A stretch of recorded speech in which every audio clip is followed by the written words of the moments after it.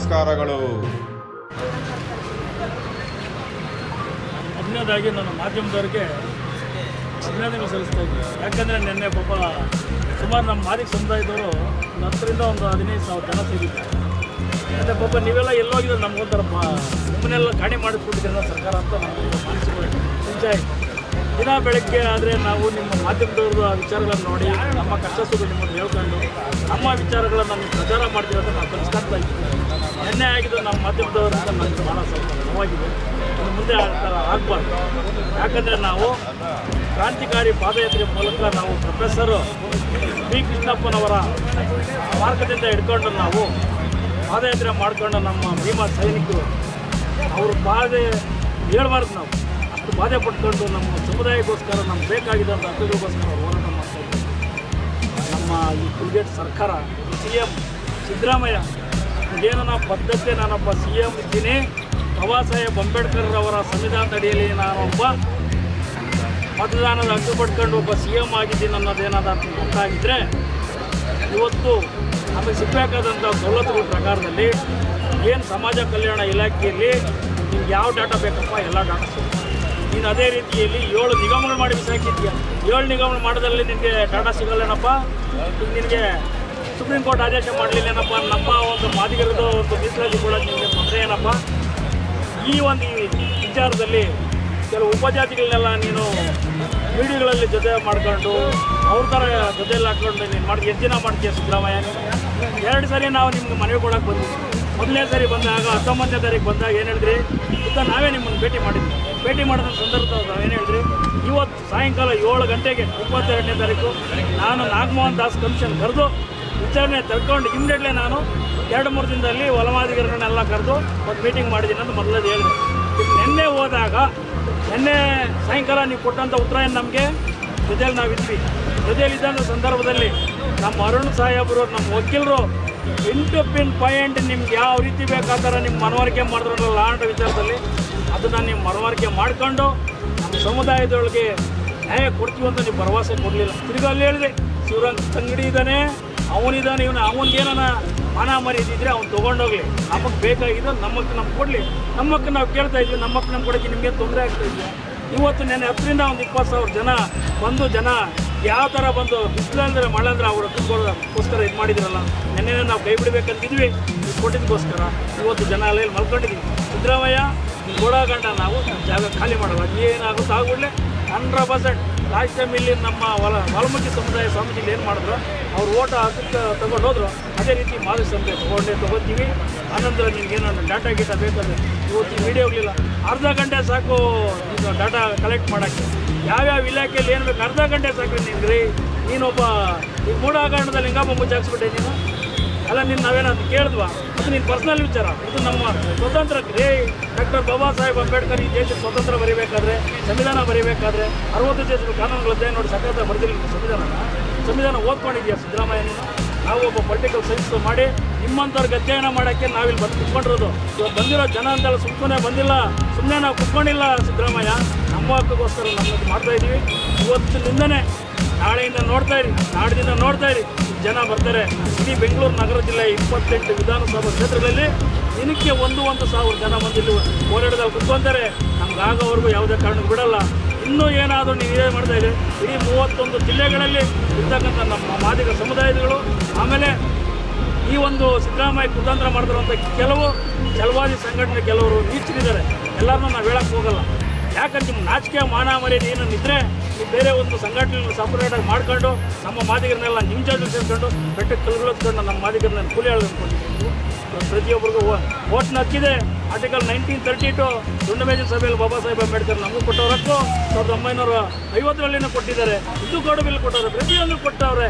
ಅದರ ಅಡಿಯಲ್ಲಿ ನಾವು ಏನು ಕೇಳ್ತಾ ಇದ್ದೀವಿ, ನಮ್ಮ ಹಕ್ಕು ನಮ್ಗೆ ಜಾರಿ ಮಾಡಿ ಅಂತ ಹೇಳಿದ್ರೆ ನೀವು ನಾಲ್ಕು ಮುಖ್ಯ ಮಂತ್ರಿಗಳಾಗಿ ನಡ್ಕೊತಾ ಇದ್ರು. ನಿನ್ನೆ ನಿಮ್ಮ ನಡ್ಕೊಂಡಿದ್ದು ಬಿಹೇವಿಯರ್ ಆ ರೀತಿಯನ್ನು ಬಿಹೇವಿಯರ್ ನಡ್ಕೊಳ್ಳೋದು ಸಿದ್ದರಾಮಯ್ಯನವರೇ. ನೀವು ಮುಖ್ಯವಾಗಿ CM ನೀವು ಯಾವ ಥರ ಇರಬೇಕು ಇಲ್ಲರೇ ಅವ್ರು ಕೇಳಪ್ಪ ಬೇಡ ಅಂತ ಹೇಳಿಲ್ಲ. ಇವತ್ತು ನಿಮಗೆ ಲಾ ಮಿನಿಟ್ ಏನಿದ್ದಾರೆ, ನೆನ್ನೆ ಬಂದು ಲಾ ಮಿನಿಟ್ ಇದು ಬಂದು ಅಲ್ಲಾಡಿಸ್ಬಿಟ್ಟು ಓಡಾಡ್ಬಿಟ್ರಲ್ಲ ನೀವು. ಯಾಕೆ ನಮ್ಮನ್ನು ಕರ್ಕೊಂಡೋಗಿ CM ಅಂತ ನೀವು ಕೊಟ್ಟಿಲ್ಲ? ಅಥವಾ ಈ ಪೊಲೀಸ್ ಅಧಿಕಾರಿಗಳಿಲ್ಲ ಅಂದರೆ ನಮ್ಮ CM ನಾನು ಭೇಟಿ ಮಾಡೋಕ್ಕಾಗ್ತಾನಿಲ್ಲ. ಪೊಲೀಸರು 10 ಗಂಟೆ ರಾತ್ರಿಯಿಂದ ಸಾಯಂಕಾಲ ಏನು ಇವಾಗ ನೋಡಿ ನಮ್ಗೆ ಕಾವಲು. ಯಾಕಂದ್ರೆ ನಮ್ಗೇನಾಗ್ತದೆ ಅಂತ ಅವ್ರಿಗೂ ಭಯನೇ. ಯಾಕಂದರೆ ನಾವು ಸುಮ್ಮನೆ ಇರೋರಲ್ಲ, ಮಾದಿಗರು ಇವಾಗ ಮೇಲೆ ಗೆದ್ದಿದ್ದೀವಿ, ಸುಮ್ಮನೆ ಇಲ್ಲ, ಪ್ರತಿಯೊಬ್ಬ ವಿದ್ಯಾವಂತರು ಇದ್ದೀವಿ. ಇನ್ನು ಯುವ ಪೀಳಿಗೆ ಎದ್ದೇಳ್ತಾ ಇದೆ. ಈ ಒಂದು ವಿಚಾರದಲ್ಲಿ ಸಿದ್ದರಾಮಯ್ಯ ಇಲ್ಲ ನಮಗೆ ಒಳಮಿಸಲು ಜಾರಿ ಮಾಡೋದು, ಇಲ್ಲ ಕುರ್ಚಿ ಖಾಲಿ ಮಾಡೋಗಂಟ ಬಿಡಲ್ಲ, ಇಲ್ಲಾಂದರೆ ನಾವು ಒಳಮಿಸಲು ಜಾರಿ ಮಾಡೋದು. ಈ ಒಂದು ನಮ್ಮ ಮನಸ್ಸಿಗೆ ಹೇಗೆ ಇರ್ತದೆ, ಈ ನಮಗೆ ನ್ಯಾಯ ಸಿಗೋವರೆಗೂ ಯಾವುದೇ ಕಾರಣಕ್ಕೂ ಜಾಗ ಅಂತೂ ಖಾಲಿ ಮಾಡೋ ಹೆಮ್ಮೆನೇ ನಮ್ಮಲ್ಲಿಲ್ಲ. ಜೈ ಭೀಮ್, ಜೈ ಭಾರತ್, ಜೈ ಅಂಬೇಡ್ಕರ್. 100% ಅನಿರ್ದಿಷ್ಟ ನೀವು ಕೂತಿರೋದು ನೆನ್ನೆ ಮುಗಿದೋಗ್ತಾ ಇತ್ತು, ನಮಗೇನು ಜಾರಿ ಆಗ್ತಾಯಿತ್ತು ಅಂತ ಹೇಳಿದ್ರು. ಇವತ್ತು ಕೆಲವು ಸಂಘಟನೆ ಹೇಳಿದ ಆಶ್ವಾಸನೆ ಕೊಟ್ಟವ್ರೆ, ಅದು ಕೊಟ್ಟು ಏನೇ ಆಶ್ವಾಸನೆ ಕೊಟ್ಟರು ವಿಧಾನಸೌಧದಲ್ಲಿ ಅಮೆಂಡ್ಮೆಂಟ್ ಆಗೋವರೆಗೂ ಯಾವ ಆಗಿತ್ತು ನಾವು ಇದು ನೋಡಲ್ಲ. ಇವೆಲ್ಲ ಇಂಥವ್ರಿಗೆಲ್ಲ ಜಾಸ್ತಿ ನೋಡಿದ್ವಿ ನಾವು. ಅಮೆಂಡ್ಮೆಂಟ್ ಪಾಸ್ ಆಗಬೇಕು, ಆವಾಗ ನಮ್ಗೆ ಸಿಗಬೇಕು, ರಾಜ್ಯಪಾಲರು ಸಹಿ ಆಗಬೇಕು. ಸುಮ್ಮನೆ ಇಲ್ಲಿ ಆಗ್ಬಿಟ್ಟು ಆಮೇಲೆ ಹೋಗ್ಬಿಟ್ಟು ನಮ್ಮ ರಾಜೀನಾಮೆಗೆ ಮನೆ ಕೂತ್ಕೊಂಡು ಆಗೋದು ಆಗಲ್ಲ. ರಾಜ್ಯಪಾಲರು ಸಹಿ ಆಗಬೇಕು. ಅದು ಗೊತ್ತಿದೆ ನಮಗೆ, ಎಲ್ಲೆಲ್ಲೋ ಸರ್ಕಾರದ ಕೆಲಸ ಮಾಡೋದು ನಮ್ಗೆ ಗೊತ್ತಿದೆ. ಸರ್ಕಾರ ಕೆಲಸ ನೀಟಾಗಿ ಮಾಡಿ, ನಾವೇನು ಏನು ತೊಂದರೆ ಕೊಡ್ತಲ್ಲ. ಜೈಕರನ್ನು ಹಾಕ್ತೀವಿ, ಆಮೇಲೆ ನಿಮಗೆ ಧಿಕ್ಕಾರಗಳು ಕರಿತೀವಿ. ಯಾಕೆ ಗೊತ್ತಾ, ನಮ್ಗೆ ಎಲ್ಲಿ ನ್ಯಾಯ ಸಿಗಲ್ಲ ನಿಮ್ಗೆ ಧಿಕ್ಕಾರ ಕರಿತೀವಿ, ಎಲ್ಲಿ ನಮ್ಮ ನ್ಯಾಯ ಸಿಗ್ತೀವಿ ಜಯಕರ ಕರಿತೀವಿ. 100% ಯಾವುದೇ ಕಾರಣಕ್ಕೆ ಎದ್ದೇಳೋದೇ ಇಲ್ಲ. ಇಡೀ ನಿಮ್ಮಂಥ ಹೆಣ್ಮಕ್ಳನ್ನ ಕರ್ಕೊಂಬಂದು ಕುದುರಿಸ್ತೀವಿ. ಯಾಕಂದರೆ ಇವತ್ತು 33% ಅವ್ರಿಗೂ ಕೊಟ್ಟಿದ್ದೀವಿ. ಇವತ್ತು ಯಾರೂ ನಮಗೆ ಸುಮ್ಮನೆ ಇದು ಮಾಡ್ತಾಯಿಲ್ಲ, ವ್ಯವಸ್ಥಿತವಾಗಿ ಎಲ್ಲರೂ ಕೊಡ್ತಾಯಿದ್ದೀವಿ ನಾವು ನ್ಯಾಯ. ನಮ್ಗೆ ನೀವು ನ್ಯಾಯ ಕೊಡಿ. ಯಾವ ರೀತಿಯಲ್ಲಿ ನಾವು ಇದು ಮಾಡಲಿಲ್ಲ, ಪ್ರತಿಯೊಬ್ಬರು ಇದು ಮಾಡಿ. ಇವತ್ತು ನಮ್ಮ ಮಂದಕೃಷ್ಣ ಮಾದಿಗೆಯವರು ನ್ಯಾಯಕ್ಕಾಗಿ ನರೇಂದ್ರ ಮೋದಿಯವರ ಕಾಲಲ್ಲಿ ಹಿಡ್ಕೊಂಡು ಏನೋ ಇದು ಮಾಡಿದ್ರು. ಅದೇ ನರೇಂದ್ರ ಮೋದಿ ನಾನು ಗೆದ್ದಿದೆ ಅಂತೇಳಿ 2014ರಲ್ಲಿ ಸಂವಿಧಾನ ಪ್ರವೇಶ ಮಾಡ್ತಾ ಇರಬೇಕಾದ್ರೆ ಬಾಬಾ ಸಾಹೇಬ್ ಅಂಬೇಡ್ಕರ್ ಪಾದಕ್ಕೆ ನಮಸ್ಕರಿಸಿದ್ರು. ಅದು ಸಂಸ್ಕೃತ. ಯಾಕೊತ್ತಾ, ಬಾಬಾ ಸಾಹೇಬ್ ಅಂಬೇಡ್ಕರ್ ಸುಮ್ಮನೆ ಅಲ್ಲ ದೇಶದಲ್ಲಿ ಗೊತ್ತಾಯ್ತಾ. ಯಾವತ್ತು ಅಂಬೇಡ್ಕರ್ಗೆ ನಾವು ಸ್ಪಂದಿಸ್ತೀವೋ ಆವತ್ತು ಸಂವಿಧಾನದಡಿ ನಾವು ನಡೀತೀವಿ ಅಂತೇಳಿ ಎಲ್ಲ ವಿಚಾರ ನಾವು ತಿಳಿಸ್ತೀವಿ. ಈ ವಿಚಾರನ ಮತ್ತೊಮ್ಮೆ ಸಾಬೀತುಪಡಿಸಿದ ವಿಚಾರನ ಪ್ರಚಾರ ಮಾಡಿ ಎಲ್ಲ ಕೃತಿಗೆ ಬರಬೇಕಂತೇಳಿ ಮಾಧ್ಯಮದಲ್ಲಿ ನಾನು ನಿಮ್ಗೆ ಅಭಿನಂದನೆ ಸಲ್ಲಿಸ್ತಾ ಇದ್ದೀನಿ. ದಯವಿಟ್ಟು ಈ ವಿಚಾರ ಪ್ರಚಾರ ಮಾಡಬೇಕಂತೇಳಿ ಮಾದಿಗರ ಪರವಾಗಿ ಮತ್ತು ನಮ್ಮ ಸೈನಿಕರ ಪರವಾಗಿ ನಾನು ನಿಮಗೆ ಅಭಿನಂದನೆ ಸಲ್ಲಿಸ್ತೀನಿ. ಜೈ ಭೀಮ್, ಜೈ ಭಾರತ್, ಜೈ ಭಾರತ್. ಜಾರಿಯಾಗಲಿ ಜಾರಿಯಾಗಲಿ ಜಾರಿಯಾಗಲಿ ಜಾರಿಯಾಗಲಿ ಜಾರಿಯಾಗಲಿ ಜಾರಿಯಾಗಲಿ ಜಾರಿಯಾಗಲಿ. ಜೈ ಮಾದಿಗ, ಜೈ ಮಾದಿಗ, ಜೈ ಮಾದಿಗ, ಜೈ ಮಾದಿಗ, ಜೈ ಮಾದಿಗ.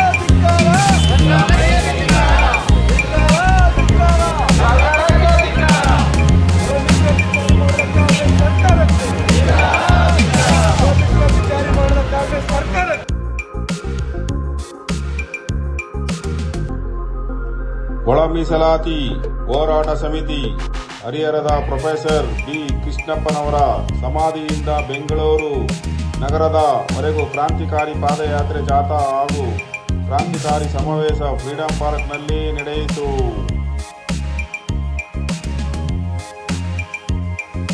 ದಿನಾಂಕ 5/3/2025 ರಂದು ಪ್ರಾರಂಭ ಸ್ಥಳ ಹರಿಹರ, ಚಿತ್ರದುರ್ಗ, ಹಿರಿಯೂರು, ಸಿರಾ, ಸಿದ್ಧಗಂಗಾ ಮಠ, ಡಾಬಾಸ್ಪೇಟೆ, ನೆಲಮಂಗಲ, ಗೊರಗುಂಟೆಪಾಳ್ಯ, ಬೆಂಗಳೂರು ನಗರದ ಫ್ರೀಡಂ ಪಾರ್ಕ್ನಲ್ಲಿ 21/3/2025 ರಂದು ಬಂದು ಸೇರಿತು. ಸಾವಿರಾರು ಮಾದಿಗ ಸಮುದಾಯದ ಜನಾಂಗದವರುಗಳಿಂದ ಒಳ ಮೀಸಲಾತಿಗಾಗಿ ಆಗ್ರಹಿಸಿ ಸರ್ಕಾರದ ವಿರುದ್ಧ ಪ್ರತಿಭಟನೆ ನಡೆಯಿತು.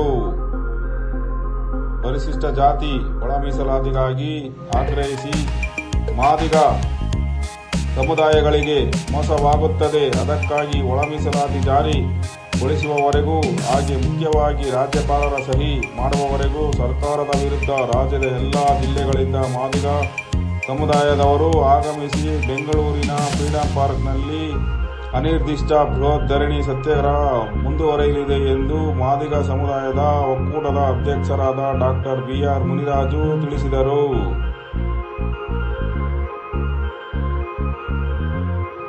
ಪ್ರತಿಭಟನೆಯಲ್ಲಿ BR ಭಾಸ್ಕರ್, ಪ್ರಸಾದ್, ಮುನಿರಾಜ್, ನಾಗರಾಜು, ನಂದಾಪುರ್, ಕುಷ್ಟಗಿ, ಪ್ರಭುದೇವ್, ತಳಮಡಗಿ, ಪ್ರಭು, ರಾಜು, ಕೂಡ್ಲಿ, ಯಮನೂರ್, ಮೊನ್ನೇರಾಳ, ಮಲಯಪ್ಪ, ವಿ. ಸುರೇಶ್, ಉಮೇಶ್, ಜಯರಾಜ್, ಕೂಡ್ಲಿ, ದುರ್ಗೇಶ್, ಮಿಯಾಪುರ್, ಹನುಮಂತ, ದೋಟಿಯಾಳ್ ಸೇರಿದಂತೆ ಅನೇಕ ಗಣ್ಯರು ಭಾಗಿಯಾಗಿದ್ದರು. ಸಂಘಟಿತರು, ಪದಾಧಿಕಾರಿಗಳು, ಅಧ್ಯಕ್ಷರುಗಳು, ಸಂಘಟನೆಯ ಹೋರಾಟಗಾರರು ಇವರೆಲ್ಲ ಭಾಗಿಯಾಗಿದ್ದರು.